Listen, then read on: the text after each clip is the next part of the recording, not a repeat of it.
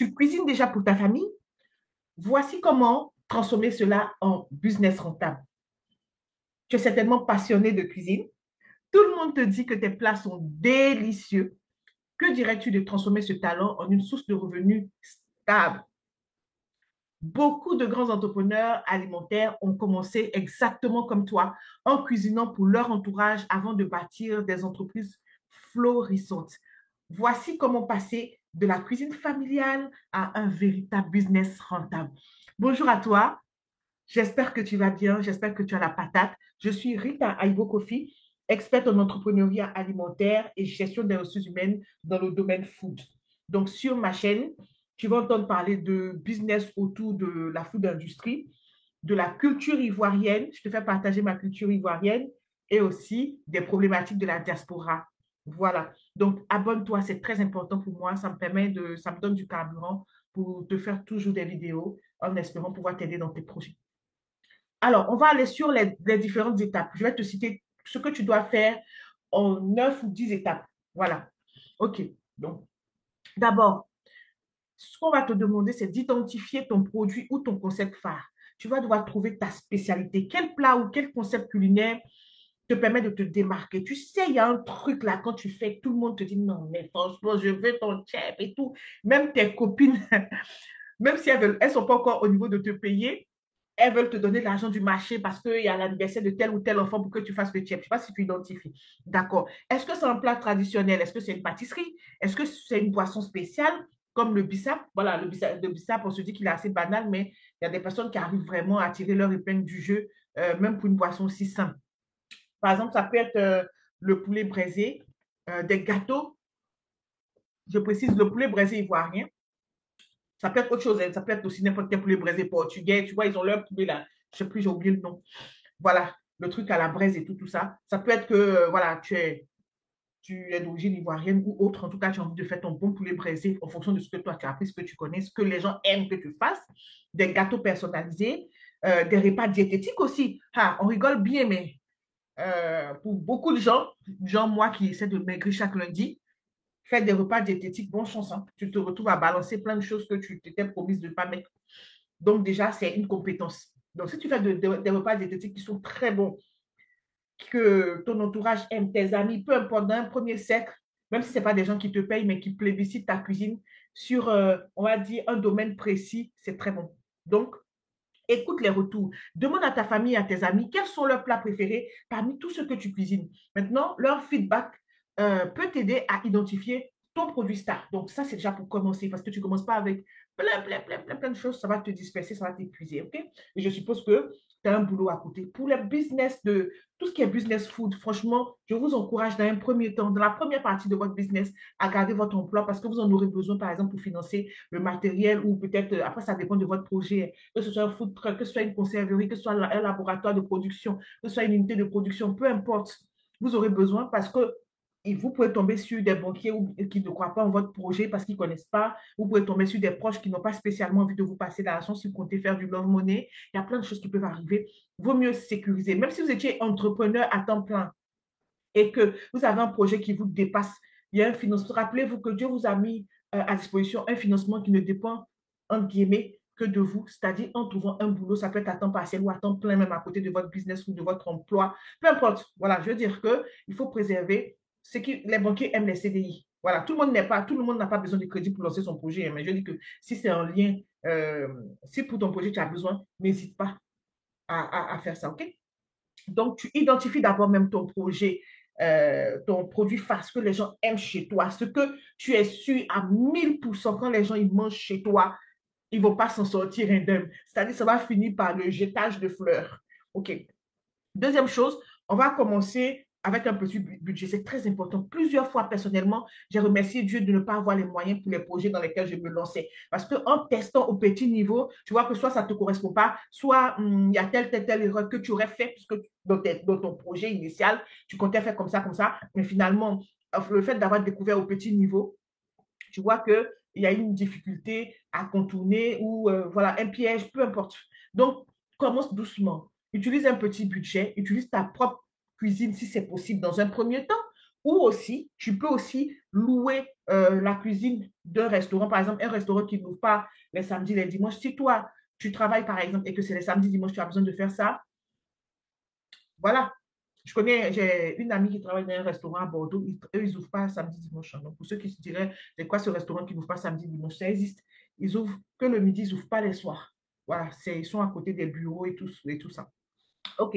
Donc, utilise ta propre cuisine si ça fait partie de, si c'est quelque chose qui te plaît, parce que c'est pas tout le monde qui veut utiliser sa propre cuisine, parce que du moment où tu utilises ta propre cuisine pour faire à manger la nourriture commerciale, sache que tu peux aussi être contrôlé dans ta cuisine personnelle. Ça devient comme un lieu professionnel, OK?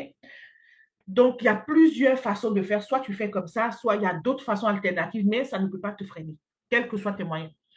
Donc, pas besoin d'investir dans un premier temps dans la location où toi, tu es tout seul dedans.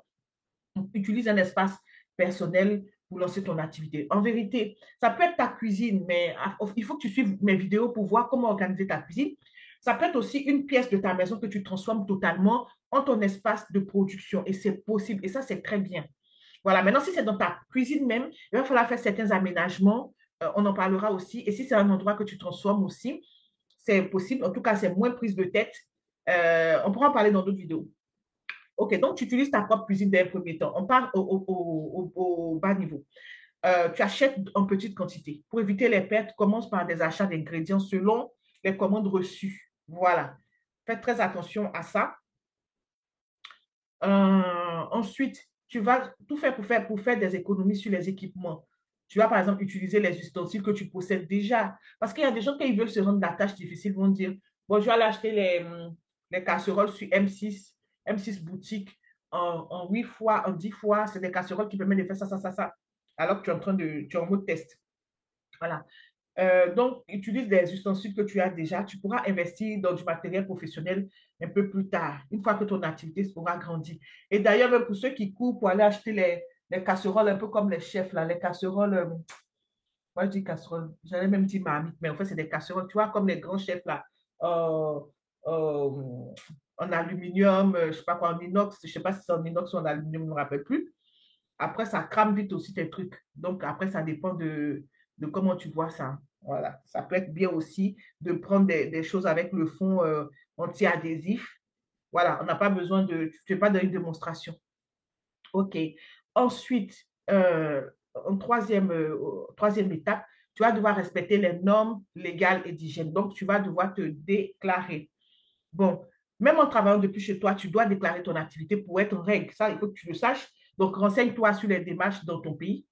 Ben, si tu es quelque part en Europe ici, je pense que par rapport à la France, c'est les mêmes règles. Donc, je suis là pour t'aiguiller et te dire ce qu'il y a à faire. Mais la France est tellement, comment je vais te dire ça, en termes de règles et de rigidité, la France est tellement en haut que franchement, si tu suis les règles de la France, tu auras difficilement des problèmes avec qui que ce soit. Voilà. Que Dieu bénisse la France. C'est un très beau pays. Donc, la France, est très carré, tout est millimétré. Et si, quel que soit ton pays, si tu suis, en tout cas en ce qui me concerne les normes d'hygiène et tout ça, moi, mes sujets et tout, mes sujets, ma niche et tout ça, si tu suis, il y a un monsieur qui m'avait posé des questions, je pense qu'il habite en Russie ou quelque chose, son projet en Russie. Je lui ai dit, de toute façon, ce sont des normes européennes. Et puis, si tu suis les normes françaises, dans tous les cas, tu n'as pas de problème parce qu'il y a tellement de complications, tellement de spécificités que tu es à l'aise. Une fois que tu es sûr que tu respectes ça, on va dire, tu te rapproches du 100%, tu es à 75, 80, c'est déjà très encourageant, c'est bien. Voilà. Donc, tu vas devoir déclarer ton activité. Tu vas devoir maîtriser les normes d'hygiène. Voilà. Tu peux te mettre en auto-entrepreneur, hein. Donc, auto-entrepreneur culinaire, si on veut voir. Donc, en tant qu'auto-entrepreneur culinaire, tu vas devoir respecter les règles comme tout le monde, HACCP. Donc, ça inclut la propreté de la cuisine, le stockage des aliments, la traçabilité des ingrédients. Parce que quand tu fais la formation HACCP, c'est une formation de 14 heures qui normalement est obligatoire. C'est-à-dire qu'en cas de contrôle, on veut savoir que tu as fait la formation. OK? Et de toutes les façons, même, ils n'ont même pas besoin de forcer. Ils sauront si tu as fait la formation. Parce que, par exemple, ce que tu vas entendre dans mes différentes vidéos, bien entendu, ça peut te permettre de connaître vraiment la base. Voilà. Mais il y a des petites choses aussi où voilà, tu peux avoir des manquements. Donc, voilà, c'est important de se former là-dessus. Je ne te dis pas ça parce que je prêche pour mon église, parce que je veux que tu prennes ma formation et tout ça. Pas du tout. C'est juste pour toi. Il faut savoir que tu vas devoir faire la formation. d'un premier temps, tu as l'impression qu'il n'y a personne pour te contrôler, mais en cas de contrôle, effectivement, ça peut être compliqué parce que la déclaration que tu vas faire permet à l'État de savoir qu'il y a une dame qui s'appelle telle, telle, telle, qui vit dans tel endroit, qui vend, par exemple, de la salade chaque midi ou qui vend de la chèvre braisée les samedis. Il y a une dame congolaise dans ma ville ici qui vend de la chèvre braisée les samedis. Il y a tout le monde qui va là-bas. Voilà. Maintenant, si tu veux élargir ton activité, une formation en hygiène alimentaire, ça c'est sûr. Et puis, tu vas pouvoir faire d'autres choses encore pour vraiment sécuriser des contrats avec des entreprises, des événements et tout ça. Parce que en tant qu'entrepreneur culinaire à la maison, le problème aussi, c'est que par rapport aux entreprises, pourquoi est-ce qu'elles auront un peu de, comment je vais te dire ça, un peu de réticence au fait si quand tu es entrepreneur à la maison, c'est que si tu ne montres pas dans ta communication que tout est clean chez toi, tout est propre, tout est comme ci, tout est comme ça, pour donner confiance aux gens, imagine tu nourris tous les salariés d'une entreprise. Lors d'un événement ou quoi, peut-être on dit une entreprise de 20 personnes, tout le monde est malade, personne ne peut travailler. En fait, je n'ose pas imaginer.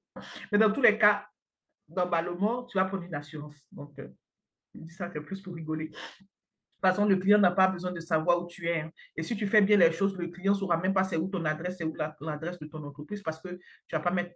Bon, je ne vais pas rentrer dans les détails. La quatrième chose, c'est de fixer tes prix, surtout des prix qui vont être justes, mais rentables pour toi. Parce que ça, c'est la spécialité des passionnés de cuisine. On dirait que eux, ils sont là seulement pour cuisiner. En fait, la partie des calculs, là, souvent, ils sautent des détails. Ils ne calculent pas certaines charges. Ils s'attribuent mentalement des bénéfices nets bizarres. Après recalcul, tu te rends compte que non, en fait, ils sont en train de perdre. À chaque fois qu'ils font à manger pour un client, ils perdent de l'argent. Donc, calcule bien tes prix. Il faut que ce soit rentable pour toi, mais il faut que ce soit juste aussi pour le client, surtout pour le fidéliser et tout. Donc, voilà. Donc, tu vas prendre en compte le prix des ingrédients, l'électricité. Bon, si tu arrives à faire ce décompte-là, c'est bien. Mais dans tous les cas, tu vas devoir l'inclure. Mais on parle de test. Donc, voilà. Mais à la longue, tu vas devoir inclure l'électricité, le temps passé à cuisiner, les emballages les emballages, voilà, tout simplement. Donc, si le plat te coûte par exemple 5 euros à produire et tu le vends à 15 euros, voilà, ça permet d'inclure tes bénéfices, tes efforts et tout. Parce qu'il y a un truc aussi, tu peux faire aussi un truc automatique, hein, c'est-à-dire tu décides de multiplier par 3. En vérité, même si, imaginons qu'on ne parle pas de nourriture spécialement. Imaginons ça. Si tu veux vraiment être à l'abri, genre tu n'es pas fort en calcul de bénéfices et tout, et tu as besoin de lancer ou tu as une commande ou je ne sais pas quoi, s'il est possible, essaie de multiplier ton prix, le prix auquel tu penses que le truc te coûte, parce que si tu as déjà des problèmes à calculer, c'est que peut-être pour calculer même ce que ça te coûte vraiment, peut-être que tu as des soucis. Le prix que tu penses que ça te coûte là, essaie de multiplier par 3,5 voire 4. Si c'est possible, si le prix reste intéressant pour ton client. Parce que je sais ça parce qu'il y a beaucoup de personnes qui ont du mal à calculer leur coût de production, leurs bénéfices et tout le reste. Mais on pourra en parler sur la chaîne si vous voulez. Okay? Donc, si tu es dans les difficultés, tu ne t'en sors pas, essaie de multiplier ce que ça te coûte là par 3 ou par 3,5 ou par 4. Ça dépend de ce qui est. Tu ne faut pas que ça choque les oreilles du client, tu vois. Pense beaucoup aux prix psychologiques, du genre les 19,99, les 29,99. Je sais pas, il y a des prix. Si la personne s'attend, par exemple, à ne pas dépasser 20 euros, tu lui dis 20 euros, ça fait bizarre. Si tu dis 19 euros, ça va. Je ne sais pas, c'est vraiment psychologique et je l'ai expérimenté à plusieurs reprises. Il va falloir analyser la concurrence aussi. Donc, regarde bien autour de toi combien de cuisiniers à domicile. Bon, tu ne peux pas savoir s'ils sont à domicile, mais des personnes qui font à manger et tout ça. Essaie de voir un peu, même sur les réseaux sociaux, les gens qui sont, par exemple, dans le 78 et tout, qui font beaucoup de publicité, dans le 95, en fonction de d'où est-ce que tu vis. Maintenant, si tu es sur les plateformes, si tu t'enregistres sur les plateformes type Uber Eats et tout ça, là, c'est encore plus facile au fait d'étudier sa concurrence. C'est comme s'ils sont regroupés tous là et puis tu as juste à taper puis à regarder ce qu'ils proposent comme spécialité, leur prix. Tu envisages les 30% de la plateforme. Si c'est Just Eat comme ça, en tout cas, dans les zones où eux, ils ne font pas la livraison, il y a des zones où, quand ils n'ont pas suffisamment de livreurs, ils ne font pas la livraison. Donc, c'est juste le fait de te répertorier sur leur plateforme pour que tu aies des clients. Et là, ils te prennent 15%. Donc, quand tu fais tes calculs, tu vois ce que les concurrents font. En fait, tu as besoin de commencer quelque part, tu vois. Ça va te donner l'impression de tâtonner, genre, comme si tu faisais les quatre pattes ou un enfant qui apprend à marcher. Et c'est comme ça. À chaque fois qu'on rentre dans un nouveau domaine, mieux qu'on rentre dans une nouvelle dimension, tu as cuisiné pour les gens gratuitement jusqu'à un moment, tu as besoin vraiment de faire des grands bons pour gagner ta vie avec. Donc, voilà, tu vas tâtonner un tout petit peu, mais c'est normal pour toute nouveauté. Alors, la cinquième étape, ça va être de promouvoir ton activité sur les réseaux sociaux. Je pense que sur les réseaux sociaux, si tu as l'œil avisé, tu vas connaître les personnes qui font à manger depuis leur cuisine. Je répète que si tu n'es pas obligé de faire à manger depuis ta cuisine hein, personnelle, il y a des locations de cuisine, tu peux faire ça. Tu peux aussi prendre les studios. Bon, après, pour ceux qui sont en Île-de-France, tout est cher, mais pour nous qui sommes en en province, tu peux louer un studio à 350 euros. Tu l'aménages totalement juste pour ton activité et tu peux te mettre aussi avec d'autres personnes qui font aussi soit de la production alimentaire, soit de la nourriture aussi, ou partager le loyer. Le tout, c'est de vraiment dire au propriétaire que c'est pour une activité de traiteur. Voilà. Maintenant, si c'est dans un appartement et que voilà, ils ont peur qu'il y ait trop d'odeur. Bon, en fait, il y a beaucoup de choses. Voilà. Mais sinon, c'est possible. C'est bien possible même. Voilà. J'ai vu une fois une maison en location dans ma ville. Mais c'est genre une maison avec une chambre salon seulement. C'est vraiment une toute petite maison, une maisonnette.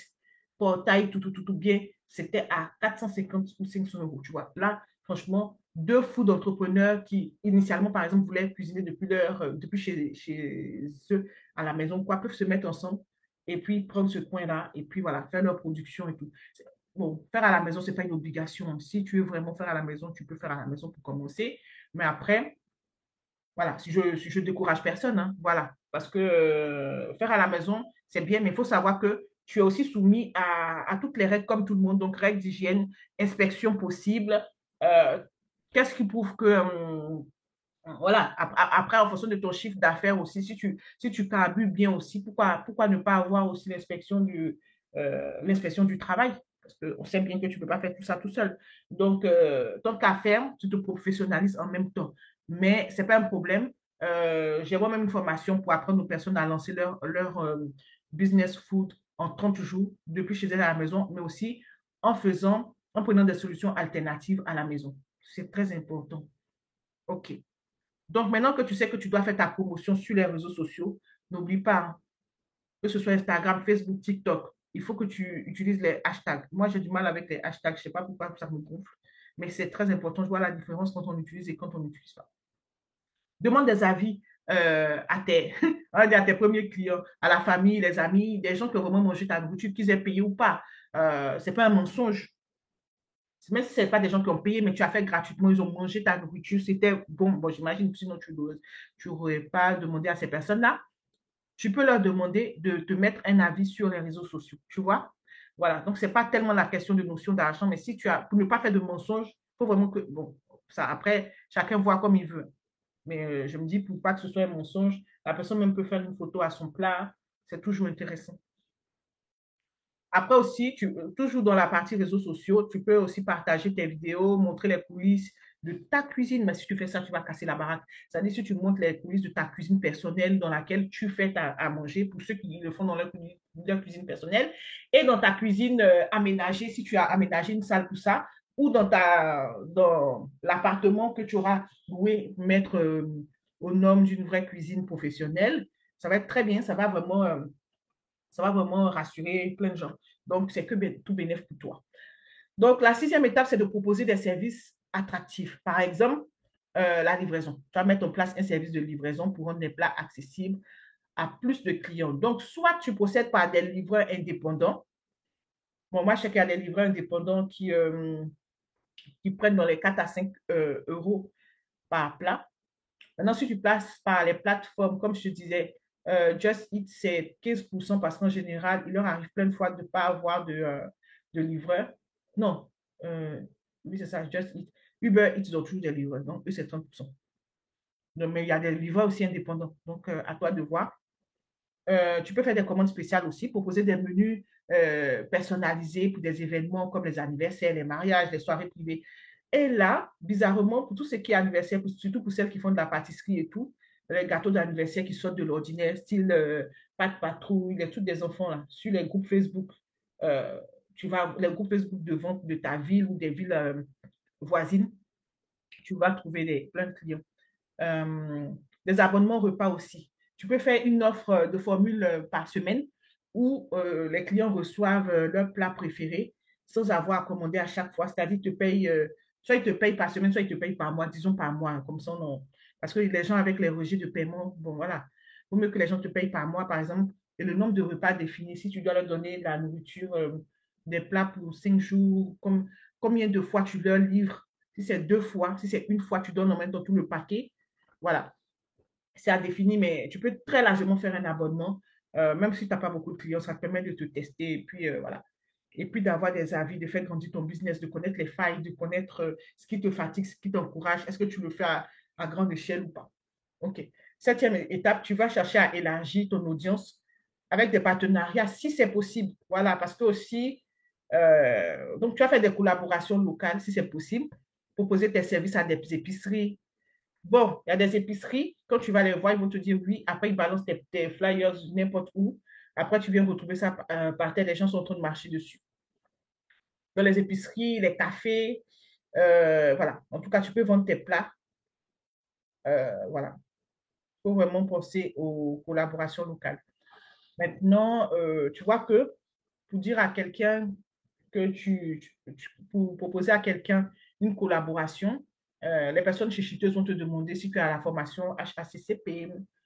Elles vont te demander si ton activité est déclarée auprès de l'État, pour savoir que si quelqu'un est malade, on sait avec qui se tourner, surtout auprès de la douane et la protection des personnes, voilà, des populations. Tu peux aussi participer à des événements, à des marchés. J'avais fait une vidéo sur comment vendre dans les marchés, et puis, mais ça ne concernait pas spécialement la nourriture, mais il y avait une rubrique sur la nourriture. J'ai dépublié certaines vidéos qui ne concernaient pas le domaine food. Donc, voilà, les foires culinaires, les événements et tout et tout. Dans tous les cas, il faut avoir des réseaux sociaux. Il faut que les gens puissent retomber sur toi. C'est ça qui est important. Carte de visite, fais tout ce que tu peux pour ne pas que quelqu'un te perde. Très important. Voilà.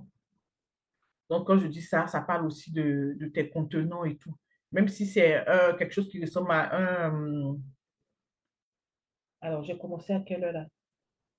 Donc là, je suis dans les 26 minutes. Oh, c'est chaud. OK. Donc, tu vas devoir aussi investir pour grandir. Donc, arrivé à un moment, tu vas devoir créer ta marque. Une fois que ton activité décolle un peu, tu vas penser à faire tout ce qui est logo, emballage, élargir ton offre, quoi. Voilà, ajouter des options pour les plats végétariens, des desserts, des boissons maison. En parlant des desserts et même des boissons et tout ça, tu as la possibilité aussi de ne pas les faire, de les acheter auprès de gens dont c'est le boulot. Voilà, tu n'es pas obligé d'être forte dans tout. Et maintenant, si tout se passe bien, tu vas pouvoir trouver un vrai local qui te convient, soit vraiment dans les bons endroits de ta ville, les endroits hyper passants, ou si tu n'as pas d'argent, même un petit coin retiré, c'est déjà bon pour commencer. En vérité, on dit l'emplacement, c'est tout. Donc, bon, après, à toi de décider. Voilà, en tout cas, une fois que ça marche, tu trouves ton local. Et puis, si ça explose maintenant, tu envisages tu peux louer une cuisine professionnelle, par exemple. Tu peux ouvrir un restaurant. Tu peux faire un mode food truck. Tu vois, tu as plusieurs possibilités. OK? Bon, maintenant, en neuvième étape, tu vas devoir te différencier pour fidéliser. Tu vas offrir une expérience unique aux personnes. Tout le monde aime se sentir unique. Tu vas personnaliser tes services pour chaque client, pour que chaque client se sente spécial, en fait. Des petits mots, voilà, des petits mots. En fait, il faut rivaliser comment ça, d'innovation. Les mots, par exemple, que tu peux mettre dans leur paquet, même pour la nourriture en livraison, là. Un peu comme les trucs chinois ou comme dans Friends, tu vois, les messages dans les trucs de beignets, non, je ne sais plus. Voilà, des emballages, tu ouvres et puis ça te dit, aujourd'hui, tu as passé une bonne journée, bon, je ne sais pas quoi. Bref, c'est toi qui vois, moi, je dis ça comme ça. Voilà, donc tu peux faire aussi une promotion particulière à tes clients fidèles. Hein. Euh, voilà. Et puis bon, pour nous autres qui venons de loin, qui venons d'ailleurs, parce que quand tu viens en immigration, du coup, c'est toi qui es en minorité. Donc pour toi qui viens d'ailleurs, les élever à l'air libre, comme coach Avon Chipti, là, les élever à l'air libre, là.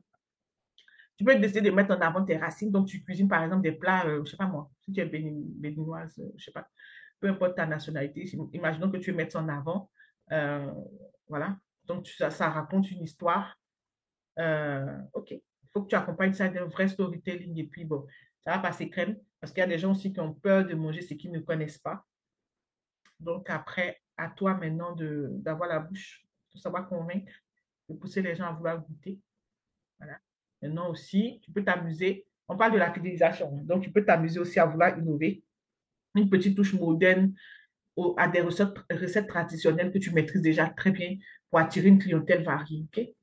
Bon, donc là, on tend vers la fin. Pour finir maintenant, je vais te parler d'une personne que j'ai accompagnée. On va l'appeler Martine, une Ivoirienne vivant à Paris, qui avait un boulot, hein, qui a commencé à cuisiner pour un peu tout le monde dans son entourage proche. Ensuite, elle a vu que c'était son don. Quand tu te trouves, c'est magnifique. Elle a vu que c'était son don, donc elle préparait des plats ivoiriens de toutes sortes. Donc, les plus faciles à locaux, poulet braisé, ce genre de choses, les classiques. Donc, après avoir créé ses réseaux sociaux, elle a rapidement attiré une clientèle fidèle quand même. Je pense qu'elle était sur Instagram et Facebook. Donc, grâce à ses photos, en tout cas, les photos en photo, c'est son don. Des photos vraiment alléchantes et puis service de livraison. En tout cas, elle a bien défini sa zone.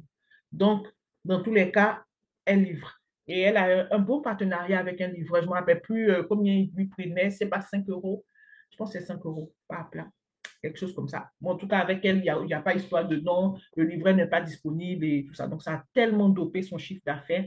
Donc, aujourd'hui, elle gère sa petite entreprise de traiteur et puis, donc, elle envisage d'ouvrir un food truck. Tranquillement, elle a commencé exactement comme je t'ai décrit, là, à la maison. Et puis, elle est passée par toutes les étapes que je t'ai décrites. Donc, il n'y a aucune raison que tu ne fasses pas pareil si c'est vraiment ton rêve de commencer petit et puis de tester, de te lancer. Donc, transformer ta petite cuisine familiale en business rentable, c'est tout à fait à portée de main. Donc, on commence petit, on respecte les règles d'hygiène et de sécurité, il s'agit des humains, et puis on fait preuve de créativité. Tu vas comme ça pouvoir bâtir une vraie activité florissante. Et puis voilà, pourquoi est-ce que tu attends? Pourquoi est-ce que tu attends? Vas-y, mets ton tablier, lance-toi, et puis voilà. Je te souhaite une très, très bonne aventure gourmande. À très bientôt.